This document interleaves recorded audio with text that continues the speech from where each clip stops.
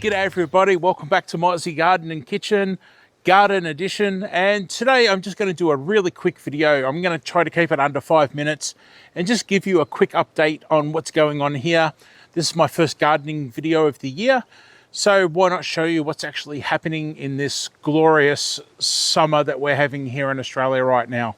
I say glorious, but our garage and chicken coops behind me, one there and one over here, have flooded 3 times since Christmas Day. We've had such a wet summer, it's crazy. Anyway, let's check out what's going on in my garden with the orchard and the berries and veggies and you name it right now. Looks like Chick is in there laying an egg facing the wrong direction. Hey, Chick. She's a good girl, this one, aren't you? Beautiful girl, great temperament. Hello, Loop. How are you? Hi, Loop. It's my good girl. It's my good girl. Look at that tail. It's like a kangaroo tail. It is a lethal weapon, that thing. I gotta tell you, that tail has got me where it hurts so many times, and it's no joke. Don't know why I'm sharing that with you, but there you go. My walkway with the blackberries and the grapes is just, oh man, it's doing so well. Actually, check out the macadamia tree. How good's the macadamia tree looking? And check this out. It's got some beautiful new growth. Fantastic. Still a couple of weeks, I wish. Still a couple of years away from macadamia nuts on this beauty. But anyway, yeah, this thing here has worked a treat. It really has. It's 100% kept the birds out. And I'll just try and move away from the sun this way. That might help. Okay, in the last week I've harvested about 4 kilo of blackberries. In pounds, I'll put that on the screen now. And grapes, the red grapes. I'm picking red grapes as well, seedless red grapes.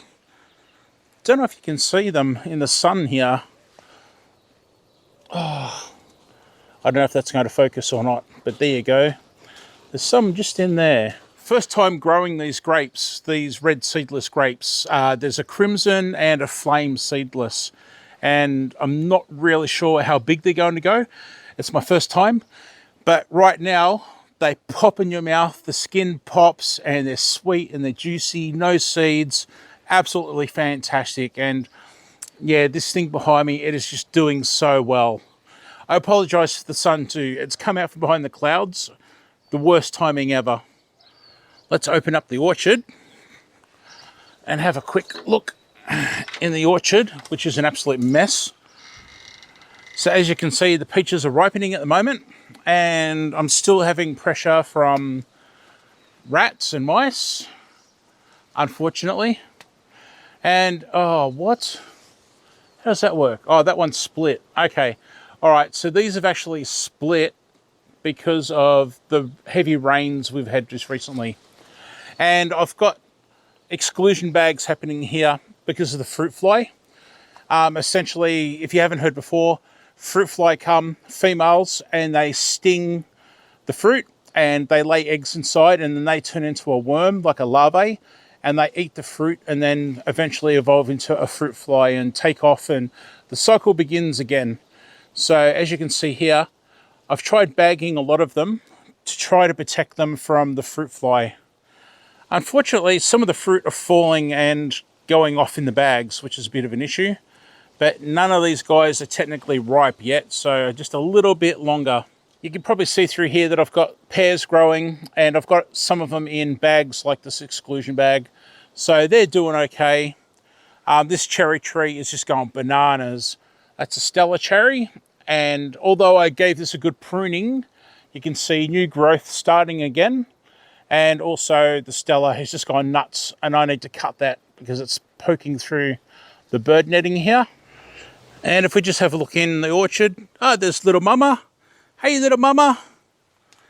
Hey, little mama. There's a good girl. We've got apples. Got some apples growing in the orchard. And cherries are done for the season. But yeah, apricots are done. Thornless blackberry is coming out through the wire, and giving me blackberries in the orchard as well. And there's pink lady apples and a few other things going in there. As you can see, lots of beautiful fresh growth on my orange tree. Look at that beautiful growth. So yeah, that tree's doing really well. And if I spin around, we've got another orange tree here, another orange tree here. They're a couple of years younger than the one over there. And we've got a mandarin here. Looks like that might be a magnesium deficiency there, I think. But little baby mandarins popping up. So yeah, got that happening. I've got a new batch of seeds going. This is basically melons, watermelon, rock melon, or cantaloupe as other people say. Oops, stop pushing my camera, please. And I've also got, oh, I don't know, I think there's some corn and things in the little greenhouse there. I couldn't think what it was called. The bananas are doing well. In fact, they're doing so well that I've got multiple from the pups that have come up. So I need to separate these bananas. Sweet potatoes are doing well in this little section here. This is still a work in progress and it will be a future video. So yeah, stay tuned for that because yeah, there's something I want to show you guys with what's going on here in this row of stuff that's happening. That's celery over there, and I've gone blank. I can't think what the other fruit is over there. There's, oh, I've gone blank. But yeah, there's little trees in there that are a fruit, and I can't think what it's called. So this passion fruit really needs a good trim. It needs a good pruning by at least 30%. But I'm just waiting for the hot weather to kind of settle down a little bit. I don't want it to stress out because it's already been stressed from the dog digging it out and running around the yard with it multiple times. So that one is a real survivor. It's really progressed, and hopefully a bit of loving care, a love and care, TLC, in that spot, which is really sunny all day. I should have an awesome passion fruit plant survive after the dog has destroyed all the other ones. Okay, plum didn't fruit, but that's fine. It's a young plant. It's only about 2 years old. And the Satsuma plum, which is a match for it, so they cross-pollinate, that has actually got fruit under that netting that I've got just there. And they're a beautiful purple Japanese plum. I love these, and I've already enjoyed one, and I've got some ripening inside, and some ripening under there. Can't wait for more.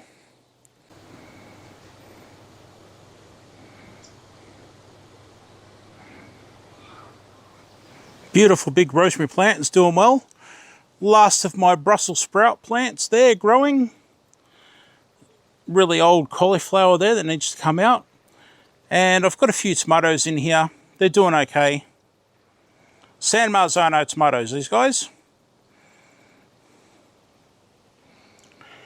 In my outdoor entertaining area on the other side is where I have all my herbs and strawberries and everything you've seen before. And as you can see, I've got some fresh chilies starting to ripen here, and I've got random tomatoes. These are all self-seeding tomatoes, so that's pretty cool. There's a whole bunch of them in there, actually. I'm really wrapped. And it's not a very good view from here, but all my new raspberry plants go all the way back into there. They've just gone gangbusters. They're doing so well. Hi, Rosie. Hey, girls. You coming to check out what's going on? Hey, girls. I love free ranging my chickens. It's just the best. So cool. Now, if you've not seen my short video on the big lizard that was trying to hunt down my chickens, you got to check it out on my channel. Massive lace monitor. It was almost probably 2 meters long, 5 to 6 foot long. It was incredible. And it was in one of those big trees behind me, originally in the bush, and I scared it by banging on the fence, and it ran up the tree. And you can see that short video on my channel now. My avocado tree has got celery growing in the base of it, volunteer celery. So this is actually going to get lifted off this table and put somewhere into the yard and get a good trim. And then, yeah, I think that celery needs to come out and get put in the garden somewhere. So you can see some blackberries doing well in that bed there.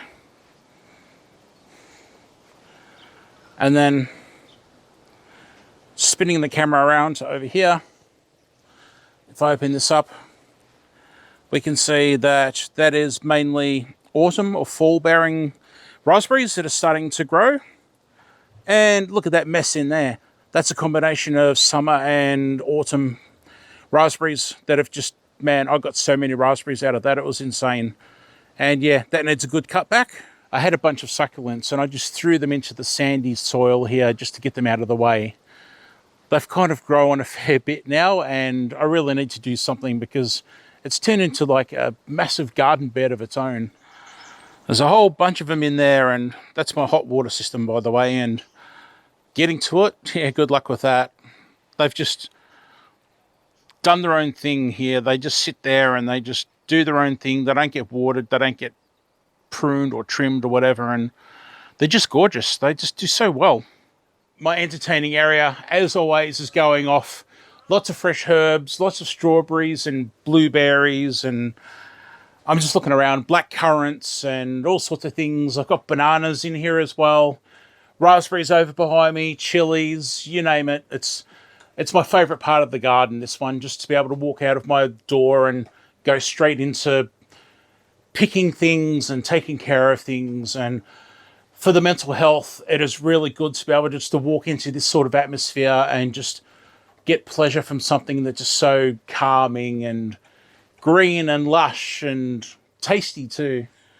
So I've got different things going on, like I've got new basil, or basil as people say, and I've got some random lettuce and tomatoes popping up, and there's mint over here and peppermint over here. Lemongrass. I love growing and eating lemongrass. Great in Asian foods. Check this out. Check out my raspberry area. For any of you that have been watching, raspberry plants galore. It's crazy. There's a tayberry in there somewhere. This grape needs to come out of the pot and get planted. My other macadamia, I need to get that into the ground. But yeah, look, there's parsley, and that's a Manuka honey. Is that how you say it? Manuka honey? The really expensive honey. Hang on, what's it called? Yeah, Manuka honey. It's a Manuka honey plant. So hopefully if this survives, I'll have my own Manuka honey plants, and then when I have my own bees, I'll be able to have bees hopefully going to the Manuka honey plant, which would be really cool. So in this little food forest here, I've got the raspberries, and you can see the fresh chilies growing, and there's borage here, borage, purple flowers for the pollinators. You can see some volunteer tomatoes here, chilies ripening. There's jalapenos in there somewhere. Strawberry flowers, just, my gosh, I have so many strawberries growing in this place. It's incredible. If I just pan back there. But you've seen it before if you've been to my channel. I just do not go without strawberries at all. Fresh thyme over there. My feed station for the birds. I love all the local birds that come here. I've got a bay tree here, which I'm growing for bay leaves.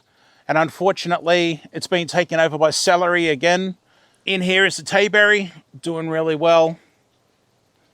In fact, there's another tayberry down here somewhere amongst the jungle of raspberries. It's that time again, and the raspberries are sending out so many runners. Sorry, strawberries.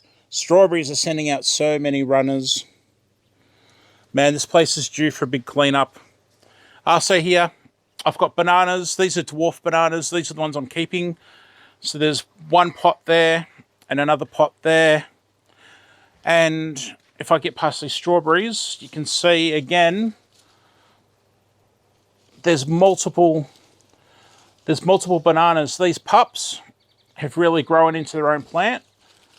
There's another pup back there. So yeah, again, I need to get these ones separated and grow lots of banana plants. And yeah, being dwarf bananas, these ones are going to be really easy to move around when it comes to frost and stuff like that. So yes, I should not have a problem with a banana supply eventually, once they mature. Check it out. My curry tree is fruiting again. That's so cool. These curry leaves are fantastic in my curries. Finally got one of these guys to put all my seeds in and to organise them. So pretty cool with all the compartments with the snap lids and stuff like that. If you think that's cool, I'll put a link down in my description down below and show you where you can get them on Amazon. But yeah, the plan is that I'm going to organise all my seeds and then close it up, put the whole thing in a great big bag and vac seal the whole bag and have my seeds vac sealed. I just like to keep my seeds vac sealed to try and keep the air out of them and make them last longer. And that seems to work for me, so it's a practice I try to do. There's still more to show, like the olives and other herbs, but that's the basic idea of what's going on here in the start of 2024. If you wouldn't mind, please click on this video on the screen right now, and hopefully I'll see you in the next cooking or gardening video on my channel right here. Thank you so much, and see you next time. Bye for now.